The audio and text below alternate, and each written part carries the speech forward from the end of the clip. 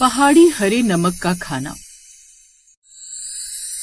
उत्तराखंड की ऊंची ऊंची पहाड़ियों के बीच बसा था सुंदर सा गांव चंपाधार। गांव की हवा में एक अलग ही सुकून था। उसी गांव में रहता था हरी, जो गांव में सड़क किनारे एक ढाबा चलाता था जिसका नाम था हरी पहाड़ी हरा नमक ढाबा। उसकी एक बेटी थी गीता, जो एक सीधी सादी मेहनती लड़की थी। वो भी घर का काम निपटाने के बाद अपने बाबा के साथ ढाबे पर हाथ बटाती थी। उनका ढाबा बहुत बड़ा नहीं था, लेकिन जो चीज उसे खास बनाती थी वो था उसका हरा नमक। एक रोज सुबह सुबह जब हरी सिलबट्टे पर नमक, धनिया, पुदीना, हरी मिर्च और लहसुन के बीज पीस रहा था, तभी सामने से ट्रक ड्राइवर भीमा सिंह की आवाज आई।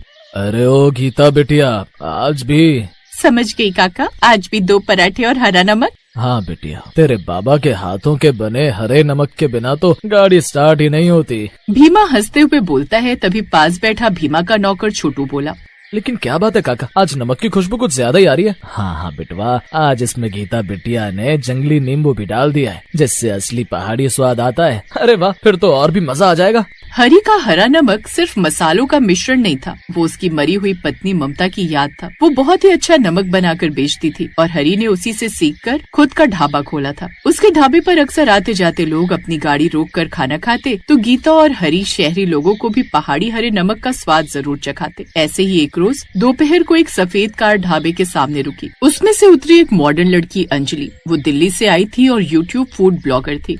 ओ अनुभव, गाड़ी रोको, लगता है यही है वो हरे नमक वाला ढाबा जहाँ प्रीति ने खाना खाया था जब वो यहाँ घूमने आए थे। हाँ, जगह तो वही लग रही है, चलो चलते हैं।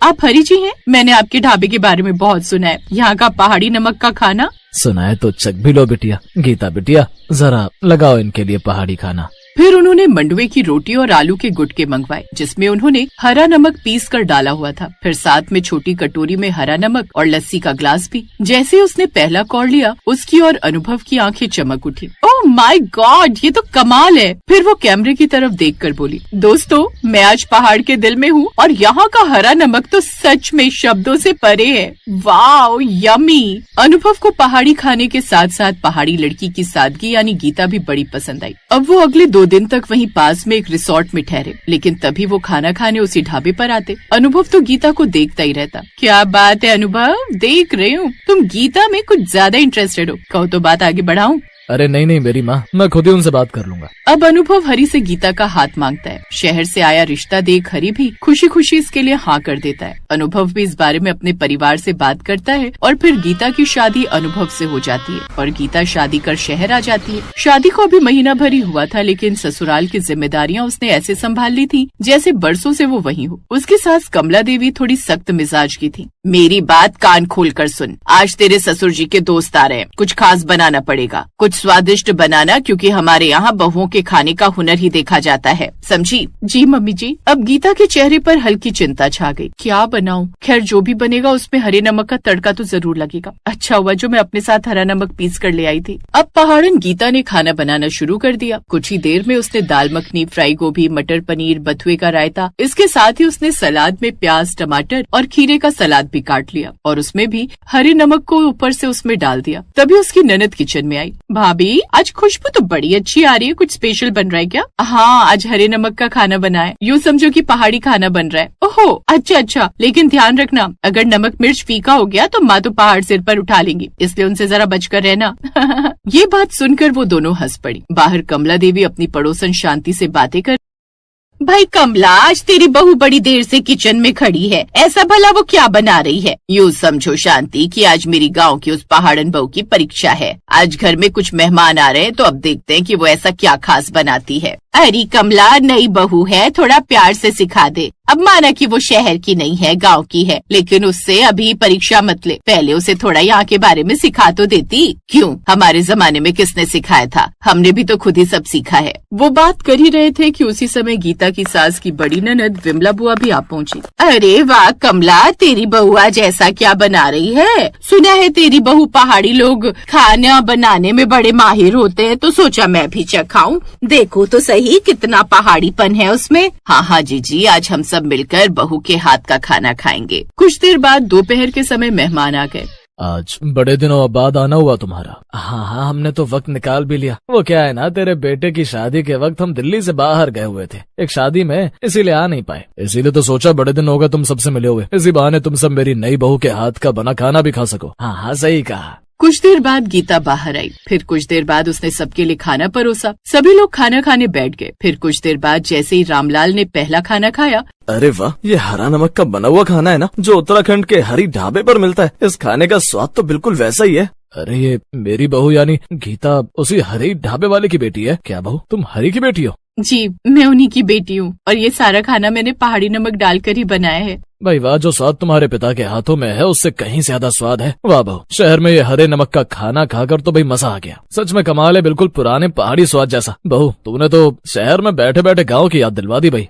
हाँ बहू, खाना सच में बहुत अच्छा बना है। ये सुनकर गीता के चेहरे पर राहत की मुस्कान आ गई। चलो ये तो बहुत ही अच्छी बात है, कम से कम सबको ये खाना पसंद तो आया। सभी मेहमानों ने उसके हाथों के बने पहाड़ी नमक के खाने की खूब तारीफ की। फिर सबके जाने के बाद कमला देवी चुपचाप रसोई में आई। बहू, आज तूने मेरा सिर ऊंचा कर दिया। सच कहूँ तो मुझे डर था, पर तूने साबित कर दिया कि तू इस घर की असली बहू है। मेरे बेटे की चॉइस सच में बहुत अच्छी है। इतनी अच्छी बहू तो मैं भी ढूंढ कर नहीं ला पाती। सच में आज नाज है मुझे अपनी इस पहाड़न बहू पर। माँ जी, मैंने तो बस वही बनाया जो मैंने अपने माँ और बाबा से सीखा है। और तेरे माता पिता ने बड़ी ही अच्छी शिक्षा दी है तुझे बेटी। आज से बहू तू बस हरे नमक का ही खाना बनाएगी। हम सबको ये बड़ा पसंद आया। अब कुछ दिनों बाद उनके मोहल्ले में एक मेला लगने वाला था। गीता बहू, हम चाहते हैं कि इस मेले में तुम अपने हाथों के बने हरे नमक का स्टॉल लगाओ, ताकि हम सबको भी तुम्हारे हाथ का बना पहाड़ी हरा नमक का स्वाद मिल सके। ये सुनकर गीता चौंक गई। क्या मैं मेले में?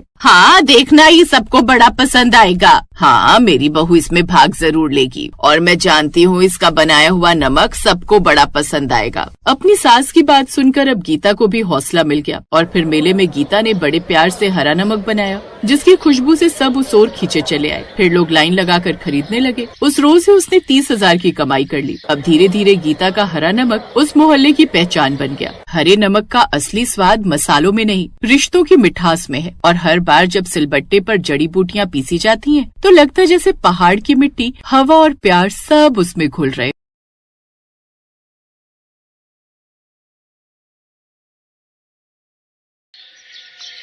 तूने बॉल मुझे मारी कैसे? मैंने तो जानबूझकर नहीं मारी, मैं खेल रहा था तो गलती से लग गई। उन दोनों की आवाज सुनकर उन दोनों की माएं जल्दी से वहां आती हैं। यश, छोड़ो उसे, छोड़ो। अर्जुन, हाथ नहीं उठाते बेटा, उसे लग जाएगी। मम्मी, पहले इसने मुझे मारा है, उसके बाद ही मैंने इस पर हाथ उठाया।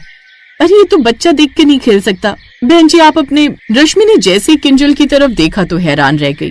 किंजल, तू यहाँ? रश्मि तू? ऐसा कहकर दोनों स्कूल टाइम की सहेलियां एक दूसरे के गले लग जाती हैं। किंजल, तू तो शादी के बाद नागपुर चली गई थी ना, फिर यहाँ कैसे? हाँ, वो मेरे हस्बैंड का ट्रांसफर अब यहीं जयपुर में हो गया है, तो अब हम यहीं शिफ्ट हो गए। ओह अच्छा, फिर तो खूब मजा आएगा। अब दोनों सहेलियां एक ही शहर में जो है। अच्छा ये बता, तू जयपुर आ गई और तूने मुझे एक बार भी फोन करके बताया नहीं, ऐसा क्यों? वो मेरा पहले वाला फोन चोरी हो गया था ना, इसलिए सभी नंबर लॉस्ट हो गए थे। ओह अच्छा, लेकिन ससुराल तो तूने मेरा देखा था। कुछ साल पहले मेरे यहाँ एक फंक्शन में भी तो आई थी तू। हाँ, लेकिन अब इतना समय हो गया ना तो मैं एड्रेस भूल गई थी। अच्छा कोई बात नहीं, मैं तुझे एड्रेस दे देती हूँ, तू आना मेरे घर। दोनों सहेलियां बैठकर पुरानी यादें ताजा करेंगे। रश्मि अपना कांटेक्ट नंबर और एड्रेस देकर चली जाती है। ऐसे 3 महीने बीत जाते हैं। एक रोज रश्मि को किंजल बाजार में खरीदारी करते हुए मिलती है। धप्पा ओए, कहाँ गायब है मैडम? मैं कितने दिनों से तेरा फोन ट्राई कर रही हूँ, लेकिन तेरा नंबर लगता ही नहीं। अपना फोन दिखा दो जरा। रश्मि उसका फोन देखती है तो उसका नंबर ब्लॉक लिस्ट में डला हुआ होता है। मेरा नंबर ब्लॉक लिस्ट में?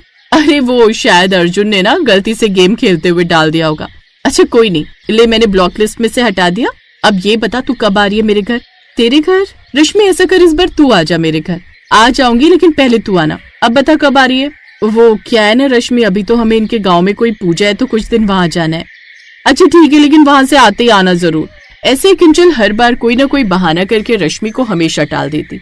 कुछ दिन बाद, नहीं वो क्या है ना रश्मि, अभी यश के एग्जाम होने वाले हैं और ऐसे में मैं इसकी पढ़ाई की तरफ काफी फोकस करती हूँ, तो मैं ऐसे में कहीं आना जाना कम ही प्रेफर करती हूँ। अच्छा कोई बात नहीं, लेकिन एग्जाम खत्म होते ही जरूर आ जाना।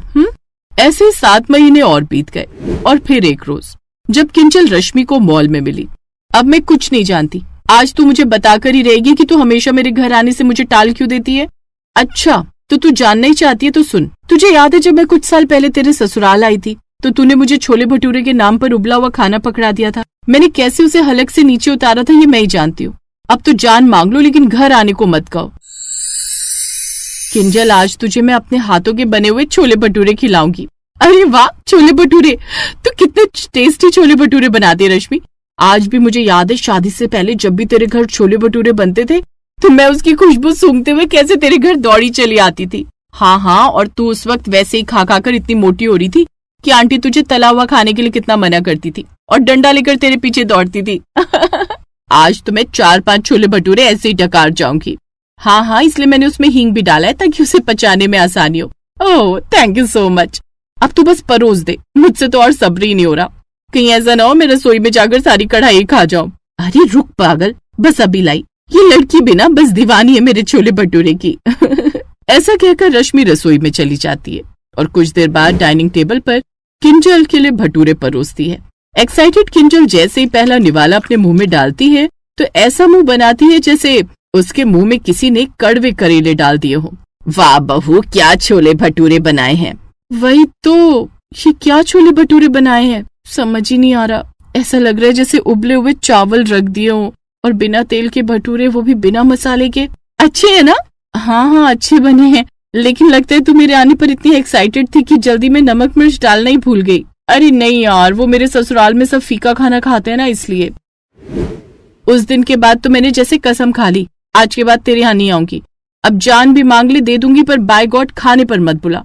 अरे यार, सरकारी अस्पताल के मरीजों को भी इतना फीका खाना नहीं मिलता होगा जैसा तूने पकड़ा दिया था। क्या करूँ यार, तू तो जानती है मेरे ससुराल में बूढ़े सास ससुर रहते हैं तो उनको यही खाना खाने की आदत है। खैर कोई बात नहीं, एक काम करना, तू इस संडे अपने पति और बच्चों के साथ मेरे घर आ जा। मैं पक्का तुम सबके लिए बढ़िया सा डिनर बना कर रखूंगी। इसी बहाने तेरे हस्बैंड और मेरे हस्बैंड का मिलना जुलना भी हो जाएगा। रिक्वेस्ट है, देखा मना मत करना। अच्छा ठीक है, तू इतना फोर्स कर रही है तो आ जाऊंगी। फिर संडे वाला दिन भी आ जाता है।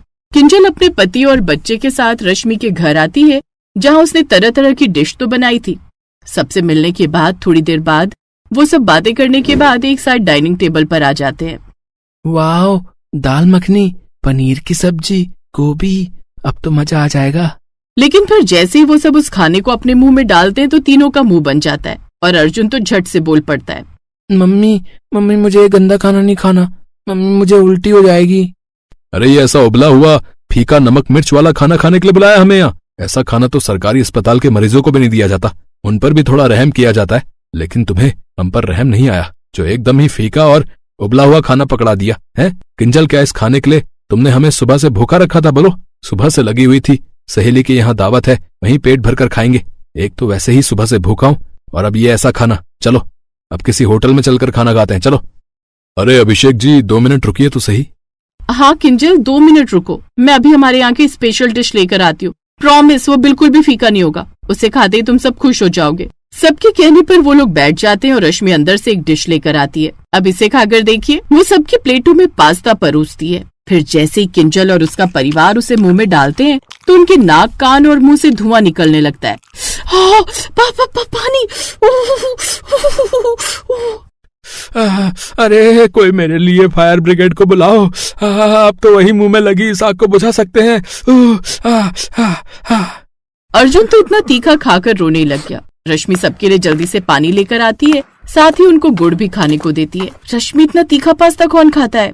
मेरे ससुराल वाले। वो क्या है ना, यहाँ सबको भले ही हर खाना फीका और कम नमक मिर्च वाला ही चाहिए, लेकिन पास्ता वो तो बड़ा ही चटपटा और तीखा चाहिए होता है। वो क्या है ना, मेरा ससुराल तीखा पास्ता खाने वाला ससुराल है। ये सुनते ही वो तीनों अपना सर पकड़कर बैठ जाते हैं, जबकि रश्मि के ससुराल वाले बड़े मजे से उस तीखे पास्ता को एंजॉय करते हुए खाते हैं।